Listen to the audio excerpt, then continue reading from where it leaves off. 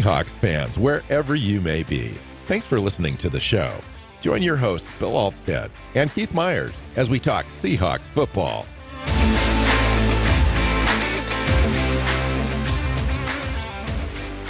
Hey, Seahawks fans. Welcome back to another episode of the Seahawks Playbook podcast. I'm your host, Bill Alvstad, sitting down with co-host Keith Myers, here to talk Seahawks football. We're going to get you all caught up in everything Seahawks chatter as far as injuries are concerned. Got a lot of injury updates for you in this show. We're going to be talking about the game coming up on Saturday morning against the Green Bay Packers at Lambeau Field.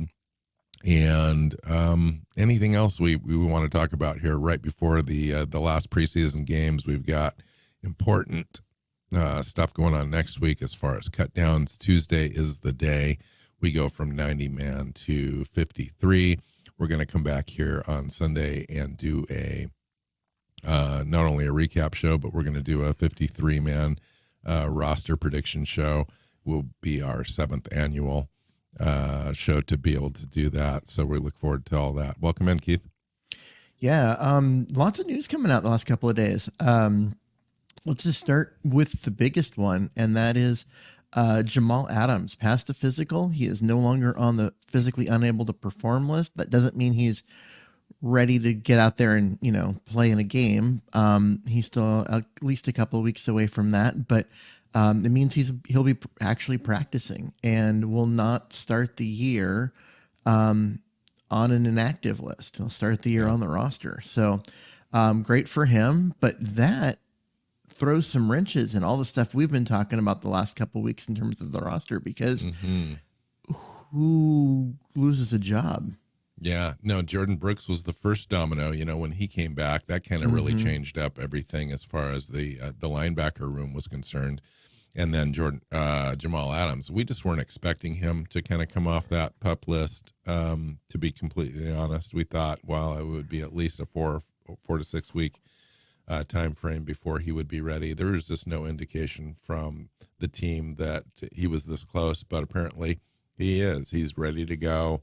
They want him in the walkthroughs that enable him to kind of get all the cadence and the calls and so forth, make the adjustments on the field with his teammates and so forth before he goes full speed. And that happens pretty rapidly. We saw that with Jordan Brooks. Jordan Brooks only took about a week and a half to get acclimated. I would imagine the same thing with Jamal. He's been hanging around the team the entire offseason, and it's just going to be a matter of time before he takes game snaps. Looks like he might possibly be ready for a few snaps game 1, but definitely by week 2 or 3, Jamal Adams is going to be part of the equation. He's certainly not going to go on the injured reserve list. He's part of this roster. How does it impact the roster, Keith? It's a safety, it's a defensive back spot that he's going to get. And so we had, people like Kobe Bryant and Jonathan Sutherland competing for a spot that might not exist. And those are a couple of good, valuable players. Jarek Reed now, is there a spot for him to even try and get? I think there is. There is a way that you can manipulate this roster. I've done so. It doesn't look great because I've only, in my roster, in order to get Jamal Adams on, as well as Jarek Reed and Kobe Bryant and Artie Burns, I've only got 2 defensive tackles on my roster to do that. I've got 4 defensive ends making the roster, right? So I'm very light on the defensive line. But depending on how athletic... 6 defensive linemen and 12 defensive backs, which is unheard of. Yeah, that's not going to happen. Just so you know, here's the defensive backs I've got: Diggs, Adams, Love, Sutherland, Bryant, Reed, Woolen, Witherspoon, Jackson, Brown, Bryant, Burns. So I've got Bryant twice on there. So I've actually got 11 defensive backs, excuse me. Okay, that's not that so bad. I've got 11 defensive backs, and then that enables me to kind of manipulate. But you've only got 6 defensive linemen. And in order to make this happen, I cut a fan favorite, certainly a team favorite in Nick Bellure. Oh yeah, that. And I went with Levi Bell instead. We'll go through the roster stuff later on, so I'll leave that. But it is going to impact the roster. I mean, there is a way we can kind of get some guys that we want, but we're going to have to cut some guys that'll probably make rosters around the NFL. Even with all of the cuts, there's 1,000 players being cut on Tuesday around the league. But our guys are right up there on top of the list, I think. The last time the Seahawks were cutting guys that were instantly being grabbed, and because they're significantly better than the players on rosters, the players that Seattle's cutting, was that 2013, 2014, 2015 window. And it really does feel like that's going to happen this year. Yeah. Like, because if you cut a Kobe Bryant, he was a 4th round pick. He played pretty well last year. Now he's got a lot more versatility. Somebody's going to grab him. Absolutely. Very quickly. There's no chance he gets through to a practice squad. I don't believe that that's going to happen. I think the team has shown that they want him. He's played virtually every snap in preseason, and he's been participating in all the practices. He's been playing all over the place for them. Mm-hmm. A guy like that is extremely valuable for any roster, and Seattle as well. I think they value him maybe more so than outside looking in. You know, you take a look at his grades and so forth, you see some struggles there, but I think the team sees the upside, and I think he sticks. Well, yeah, I mean, there have been struggles, but he's also playing a new position. This is a guy that's been a corner his entire 2 life, years and in a row. now being asked to play safety. And yeah, like even he'd never played the slot before, and then they asked him to do that last year, and now Right. because the slot's full, they're asking him to switch to safety. And he's never This is done good news for safety, him so. in the long run, but in the short term, there's a lot of thinking going on, a lot of hesitation. A lot of people, need to be able to trust him to be able to be in the right spots and so forth. That's how this defense works, especially Quandre Diggs and Julian Love. And if he's not able to do that, then they're going to find somebody else. But I think he will. I think he'll eventually work into some sort of rotation there.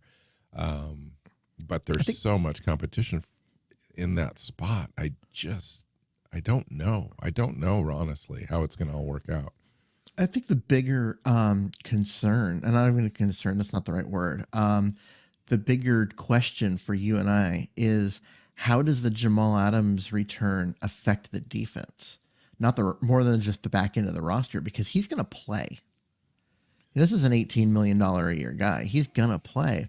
And what we've come to expect over the last year, because he only played a few snaps total last year, and what we've seen in camp and preseason, it hasn't been with the Jamal Adams in there. He is a unique player, and his athleticism and physicality and what he does up around the line of scrimmage is special, but his liabilities in coverage are apparent. And so what they've been doing when you've got a guy out there like Julian Love, who's great in coverage, isn't the same as when you've got Jamal Adams in there, who does the other things well. How much more 3 safety looks are we going to see in order to get both those guys and Diggs on the field at the same time? It's pretty exciting, and I think it's totally going to be a hybrid thing. It's going to be one of those made-up things, multiple look defense things that we just aren't used to. They're literally going to make up a role. I think if we can think of Jamal Adams more as a weak side linebacker as opposed to a safety, this thing kind of works. And in kind of a 4-3 fronts, kind of a wishy-washy kind of hybrid thing.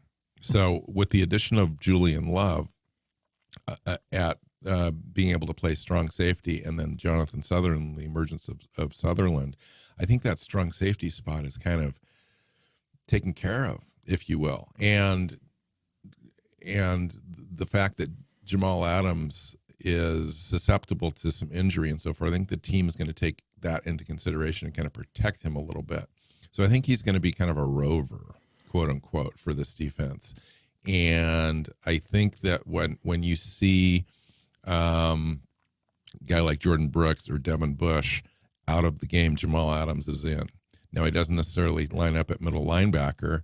What they end up doing is that they do have three safeties on the field, and or linebackers. So you'll still have your rush linebackers and so forth, but Jamal Adams will be freed up to be able to rush the passer, drop back in some middle coverage against tight ends and running backs coming out of the backfield and so forth. But I really do believe that he becomes that pass rush specialist this season, and he plays, I'm just going to say, like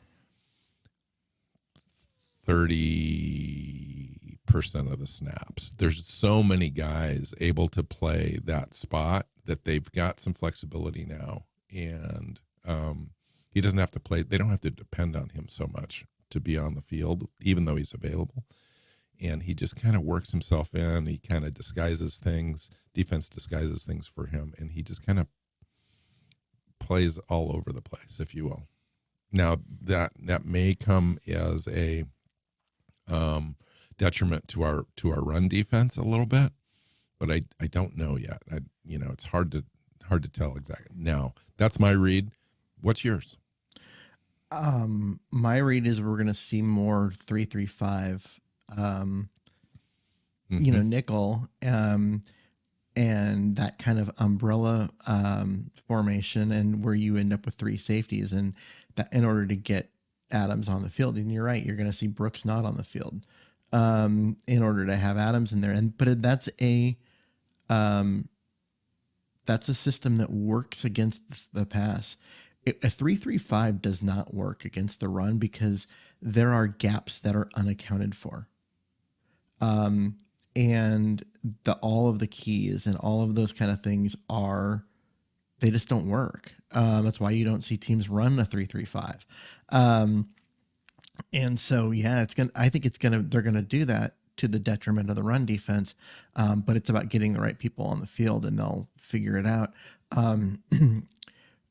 My thought on what you were saying was, really, they're paying a guy $18 million a year to max out at 30% of the snaps. Can you see him being on the field more than that? We're assuming to the detriment of the run. Everything you said is correct as well. It's my thought process as well. You articulated it very succinctly. Is that we are going to have problems in the run defense with Jamal Adams on the field, even though he's a pretty decent run defender. He's not a wrap-up tackler guy. He's more of I'm going to pop you, right. But his body is not. So maybe he's kind of been instructed to do more wrap-up tackling this year to kind of save himself. We'll see how that goes. Instincts are instincts, and he's got great instincts, but his body pays for it. Yeah, I mean, 30% of the snaps assumes healthy, right? So if he misses a couple games, that number drops, and that is a lot of your salary cap going to a guy that's not on the field and not making an impact. That's why I think they maximize his impact by rushing the passer. I think he's in there just as a rush defender. Wouldn't they be better served to have Darrell Taylor doing that? They'd be better served to have Levi Bell doing that, to be completely honest.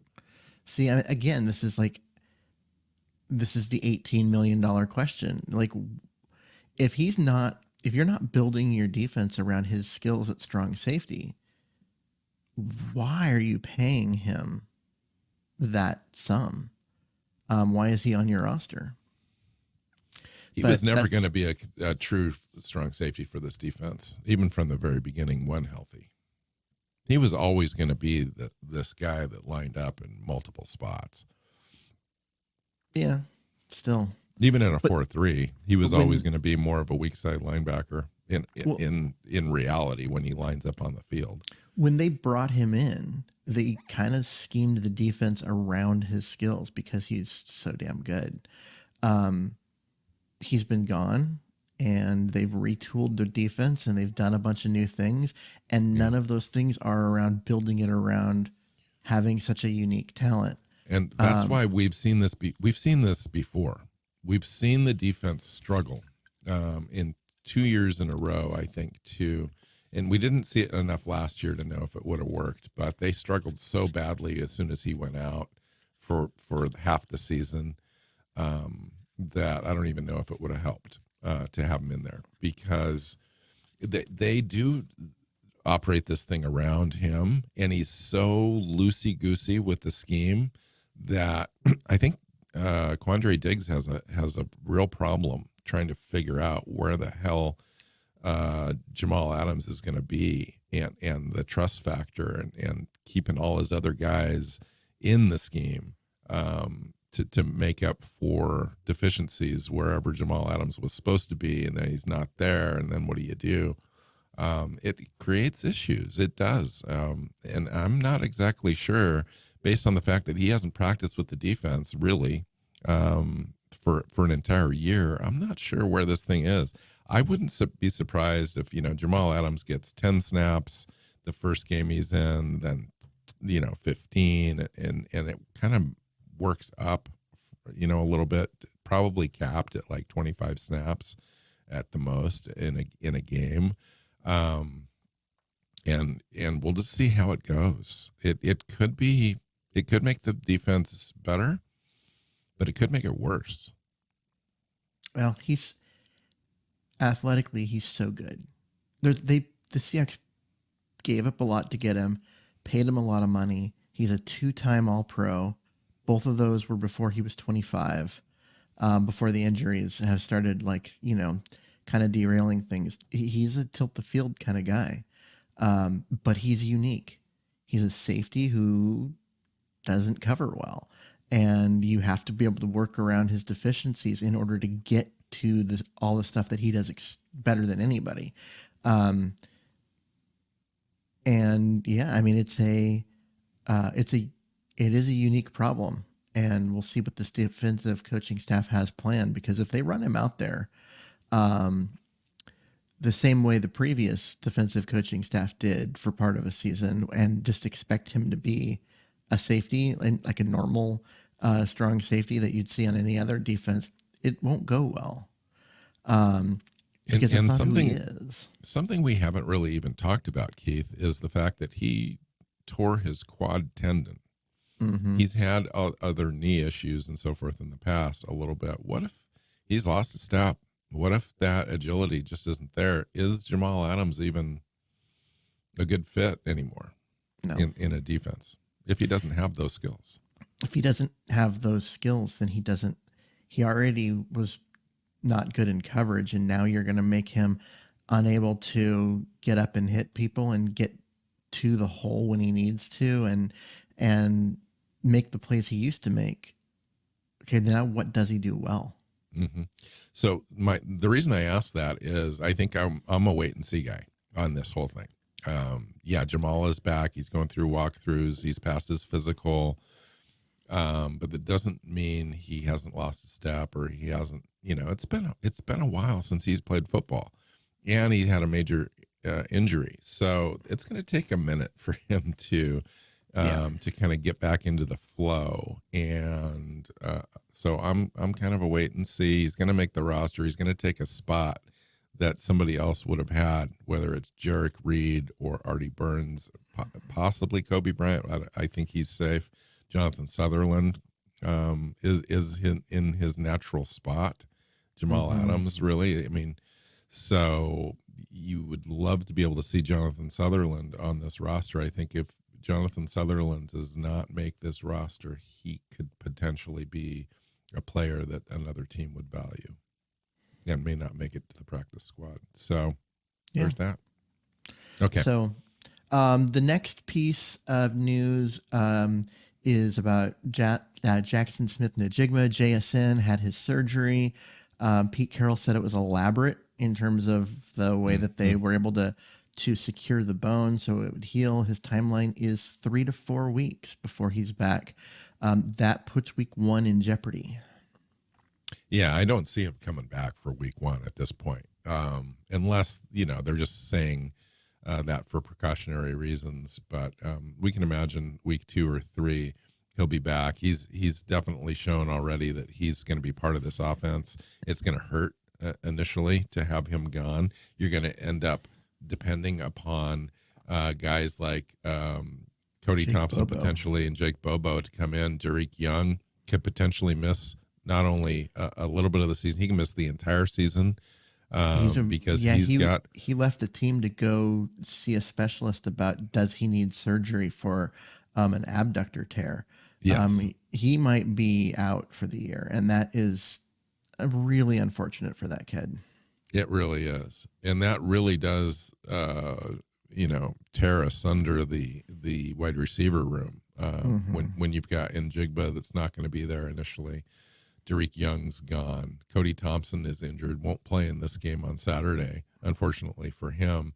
You've got Cade Johnson just back off of concussion protocol, but he's a guy that's, could potentially take some of the snaps that Dwayne Eskridge used to have, but he's a smaller kind of a slot guy, potentially a Njigba, replacement, but a poor man's Njigba for sure. Matt Landers is still out there. They brought in a guy, Malik Flowers, who's got some punt return experience and so forth, but not a lot of time as a wide receiver on an NFL roster. So it's, the first couple of weeks are going to be a struggle. You're going to have guys like Noah Fant, Will Disley, Kobe Parkinson, guys like Kenny McIntosh, DJ Dallas catching balls out of the backfield, really going to have to pick up the slack. Yeah, I was looking at this. I'm like, we went into this training camp thinking, wow, receiver seems stacked. It was stacked. And that was before the emergence of Jake Bobo. But Eskridge is out. Young is out. Smith Njigma's out.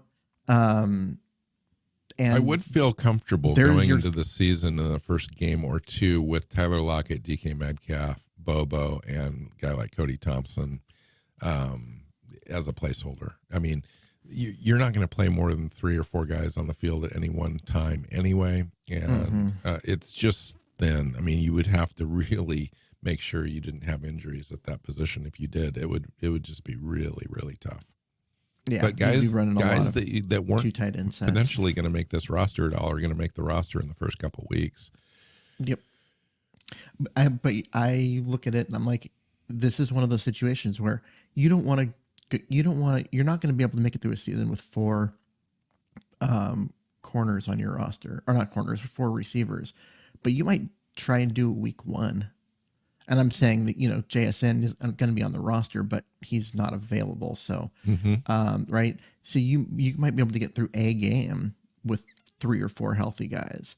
And so maybe they use that as a way to manipulate and get other guys in on the roster, at least for a week or 2. Yeah. And it also helps them transition guys to a practice squad situation in a few weeks as well. Guys like Cade Johnson, maybe Esip Winston, Matt Landers, Cody Thompson, those guys. Tajon Lindsay could initially make the roster and then revert. Okay.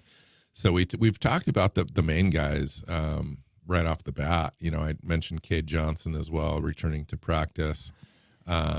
Let's go through a few of the other guys. There's quite a long list. Darrell Taylor's out with a shoulder, has been out for a while. Pete says he could return to practice next week, obviously not playing on Saturday. Mike Morris is an interesting thing that I didn't know about. I knew he was out for a little bit, but apparently he had a shoulder procedure, and his timeline is unknown. It doesn't sound good. It sounds like he may need some time. He may end up being on IR and miss the entire season. Well, I don't know if he'll miss the season. Mike, he'd have to be on the. Yeah, I'm expecting him to make the initial 53 and then revert and then get put on IR, and they'll bring someone back. A Matt Landers type of situation where they cut him initially, 24 hours later they re-sign him to the 53. Yeah, and that helps, with the safety thing too, possibly. Or defensive back, they may end up doing that. The defensive line was already thin, and they were expecting. I'm going to talk to you about that at the end of this. Towards the end of the show, I want to talk to you about potential they were trade expecting stuff. him to have a role, and now he's going to be out a while. Right? Yeah, he was definitely going to be like the 4th defensive end guy. that was going to come in and spell Mario Edwards. We'll see. Oluwatimi is expected to play on Saturday, so the first time he's been active in a couple of weeks. He's had an elbow thing. Apparently, still got an elbow thing, and but he's easing into it. Joey Hunt, on the other hand, is out now with a knee injury. No status update for him other than he won't play on Saturday. We talked about Cody Thompson and Tariq Young. I wanted to mention Devin Witherspoon has been out a couple weeks with a hamstring injury. He's missed like a dozen practices. Not good for him, but he's gone through now walkthroughs there. Hopefully he can be back for the opener. Pete said he should be able to practice next week. So that's good news for Devin Witherspoon. Jonathan Sutherland is day-to-day with a calf injury.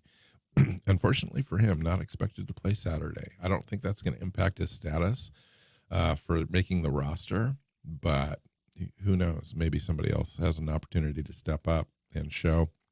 I mentioned Seahawks signed wide receiver, punt returner Malik Flowers to the roster. He's recently cut by the Saints. Flowers is a great return man, so you got to watch that and see if he can impact the game at all on Saturday. And the Seahawks signed Jordan Ferguson and waived running back Bryant Kobach. That's surprising to me, not terribly surprising. I thought Kobach would get cut on Tuesday and potentially make it to the practice squad. We'll see if anybody else picks him up now between now and then. He could definitely be back or make the practice squad. He's just one of those guys. Yeah, they've got a bunch of guys that most people haven't heard of at running back because of Seattle's like Ken Walker being hurt and that kind of stuff. They've added some guys. Kobach actually came in and showed up really big in the first preseason game, but not in the second. And so it was one of those. At one point, a lot of people were talking about, this is a guy that's probably going to be on the practice squad. But then after the second game, now it's Thompson that everyone's like, he's going to be the running back on the practice squad. Right. And we'll see what happens here. The fact that Kobach got cut shows that week one or preseason week one might have been an aberration. And they like other guys better. So. Yeah, potentially. We'll see. Okay, so I wanted to talk to you about the defensive tackle position, really, and a potential trade. So, Jerron Reed, Cameron Young sitting there. Matt Gotel is also a big guy, actually, 340 plus pounds as a traditional nose tackle. And they may want to keep him on the roster just for that. But I wanted to talk about Chris Jones. Chris Jones is the defensive tackle for the Kansas City Chiefs, probably the second best defensive tackle in the league behind Aaron Donald. And he had 15 and a half sacks last year, 65 sacks in his first 6 seasons. But he's talked about holding out, talked about missing the first 8 games this year unless they restructure his deal. He already earns close to $20 million in salary, Keith, but he's behind Aaron Donald's $31.6 million average salary at that position. And I don't know that he's necessarily wanting to get up to that level, but he certainly wants a little bit of a pay increase, and based on his play, may actually deserve that. I don't know if you hold out to do that or not, or you just play out. He's a free agent next year. Mm-hmm. And Kansas City's got a few other players to pay. So when you take a look at, going into free agency next year, they may lose him and not get anything for him next year. And the fact that he might want to hold out potentially puts him on the trading block. I'm not going to say it's going to happen, but it's potential. And you would think, John Schneider, being the guy that he is, wants to be on every deal, would absolutely take a look at this, because a guy like Chris Jones on this defense would make this defense, would literally propel, I think, this team into a Super Bowl contender. That's how close we are. I think we've talked about it, literally 1-2 players away. A guy like that could be the difference, especially if Geno has a stellar season. A guy like this could be on the other side of the ball and really create havoc for teams, and it's really would be the kind of the missing piece for me. And when you're that close, I think they would consider doing a deal, something like that. What do you think of Chris Jones, and what do you think of our defensive line?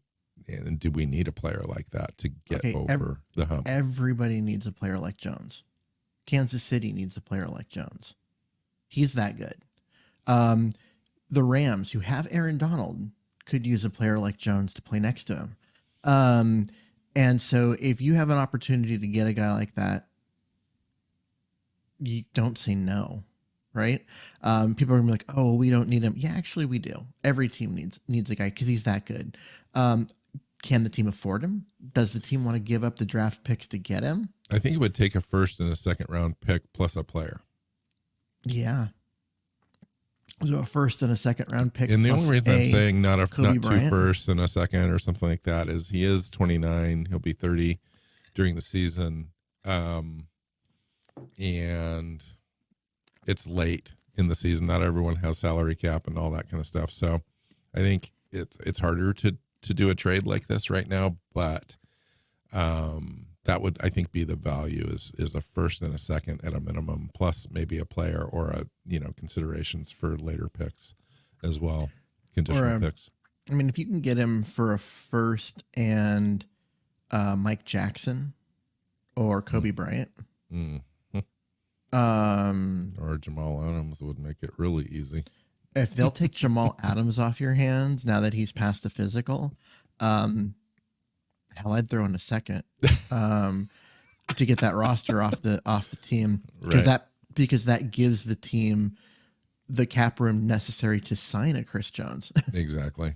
Some of it anyway. And so, but the thing that I look at with that is you're playing a 3-4, and this is a guy who has done everything in a 4-3, and so I don't see him as a nose tackle. He technically plays the same position as Dre Jones. Yeah, the 5 tech. Except for he can play. He'd play over at the 3 tech. So what he would do is he would kick Williams out of the starting lineup, which I'm okay with. And it would give you. You mean Edwards? Or Edwards, yeah. And basically knock him back to the rotational role. And you'd play with those 3 guys with Jones, Reed, and oh my gosh, Jones. My gosh. So wow, as what you're starting, yeah, and then even though your depth is crap, you're still like, that's good, right? You can do a lot of good things with that, and that makes the front 3 very, very tough for other teams, especially when you look at, you still have Bobby Wagner and Nuchin Nuasu and the emergence of Boye Mafe this year as like an elite guy. Like you've got suddenly a legit front 4 or front 7. Like you're good up front, and if you think about the back end, and you think about Bobby Wagner being there with Jordan Brooks, and then you think about Julian Love and Jamal Adams and Quandre Diggs. Well, I'm assuming that all of a sudden becomes Jamal Adams is on the Chiefs with that trade. Well, okay, but Julian Love, Jonathan Sutherland, Quandre Diggs, Tariq Woolen, Devin Witherspoon. Come on. I mean, you're all of a sudden now starting to talk about going deep into the playoffs. Yeah, because now you're, instead of talking about a defense that kind of tops out at 13th or 14th, now you're talking about a defense that could get up into the top 10 together with an offense that's going to be top 5. So here's the deal. A Super Bowl team. In the past, Seattle's made these trades. We've gone out and pulled the strings for players this time of the year, and they haven't turned out. They just haven't turned out. What would make this different? I don't know. I am going to agree with you on yes, they've done this and they haven't turned out. I think part of it is like when they did it for Jadeveon Clowney, this is a guy that was dominant at times, but also didn't really get the stats and was more named because of a draft position than truly the excellent player on the field. And same went with the defensive tackle the following year, whose name his name escapes me too. Where guys that have a name, and with that one has a guy who was seriously dominant a couple of years before, but then his play had fallen off. And so it's, you look at that and you're like, who were they trading for? I think they gave up stuff and traded for the player that no longer existed. The ones from a couple of years earlier. And so I don't think those were good trades. They just weren't. We can say that now, specifically looking back. But they also were indicative of how the Seahawks got into a situation where they were doing this mini rebuild again, where they were making plays for right now and sacrificing the future. And they just did that over and over and over again, trying to recapture what they had in the 2013, 2014 until the wheels fell off. And then they quit doing that and they went to developing a roster like they did, 2011, 2012. And you've seen the results that after, 2 really good off seasons of that. Do you want them switching back to the win now mode? Well, if you're one player away and you can see that one player giving you the best chance to win this year and going forward for the next 2 or 3 seasons, yes, that's what happens to NFL rosters. You're a player away. You go get a player, especially this kind of player. Tell me if this is worth it. If Chris Jones gives you 40 sacks in the next 4 seasons and gets you to a Super Bowl, is it worth a first and a second round pick? And no, absolutely. Jamal Adams, absolutely. No question. Yeah, and that's the chances you take as a general manager. These are the moves that you make to make your team better. They didn't work out in the past. That doesn't mean that every trade like that doesn't work out. I mean, you have an opportunity. He's not 33. He's 29. He has a long, track record of being excellent. Being the second best defensive tackle in the game right now. A guy that got 15 and a half sacks last year from the interior, which is insane. In a 4-3, so really interior. Yeah. Yeah. This is, it's a special player. And if it can help you undo the Jamal Adams mistake by getting that contract off the roster to give you more flexibility next year. And would you cut Jamal Adams to make this happen? Just to get the $8 million plus in cap space to make it a contract workable, so you could extend Chris Jones. I was ready to cut Jamal Adams all off season. Yeah, so he may not be the trade piece that you need, but he could definitely be part of the salary cap equation. Yeah. Yeah. Well, I mean, spot. If the after a trade, there's nothing holding a player on their new roster because all of the dead money gets taken up by the team that signed him originally. And so Kansas City could take on that contract because they would have the room for it. And there would be no issue with them cutting him after the year or, that kind of stuff. So for them to take on his salary, and that would actually be something they might want to do simply because of where they're standing in things. And it gives them another potential playmaker. I mean, like I said, we don't know who he is right now because of the injury and that kind of stuff, but he was a 2-time All-Pro both before he turned 25. So, getting a chance to get him in this, like I said, I was ready to cut him just because I wasn't convinced the Seahawks were going to get anything like production out of him, and that $18 million I thought could be spent elsewhere. But he's also healthy now, so maybe you want to give him that shot because he can be a special guy. So there's a lot of wishy-washy in a long-winded answer that says nothing to your question. Yeah. Yeah. It's fun to speculate on something like this. The chances of it happening are probably 1%. Mm-hmm. If teams are talking, okay, because when a player says I'm going to hold out for 8 games and unless you restructure, I'm not happy and blah blah blah blah blah. Kansas City can say, trades are off the table. We're not talking about it, etc.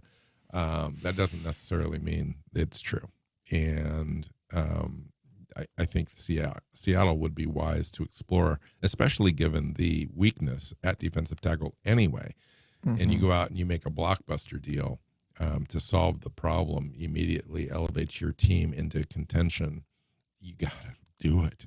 You just have to be a team that's willing to go ahead and swing for the fences. And John Schneider's proven over and over again, he is that guy. It's just a matter of, is the compensation enough to make it happen, and then can you pay Chris Jones on a 4-year extension, because that's what it's going to take. So you don't make that trade unless you and the agent already have a deal agreed on. You don't make a trade, and I say this because the Seahawks have screwed this up twice, and other teams don't. And yeah, that's not the truth. If you make that trade, you make the trade with a contract already agreed on. So because he's not. If he's not going to play for Kansas City, he's not going to play for you. Yeah, and so you get it done, and you make sure that it's there. So you're making the trade not for 1 year. You're making the trade for 4 years of production. And Kansas City's already shown, that they can necessarily don't have a problem walking away from players or getting compensation for players. Hill comes to mind. Tariq Hill comes to mind. They've got to pay him. They've got some other things coming due. Mahomes is coming due as far as impacting the salary cap. He's had a team-friendly deal, quote unquote, up front, but the back end of that deal is heavy, and things start coming due in 2024. And so this team may take that opportunity cost to shift Chris Jones out and his big salary, take what they can get now, and be a much healthier salary cap going forward for it, and still get better in the long term. And so they may very well be interested in something like this, and we'll just have to see. It's total speculation, but I think it makes a lot of sense for both teams. It does, which means it won't happen. It's hard to put these deals together. It is. It really is. The more sense it makes for both teams, the less likely it is to happen. I don't know why that is, but that's the NFL, and that's that's the fun, right? Okay, so all of this talk about Jones does. Let's not cloud the fact that the Seahawks need another defensive lineman. With Morris's injury, and he's going to be out for a while, they don't have the Then you're expecting Miles Adams to come in. And Miles Adams, we've seen that show last year.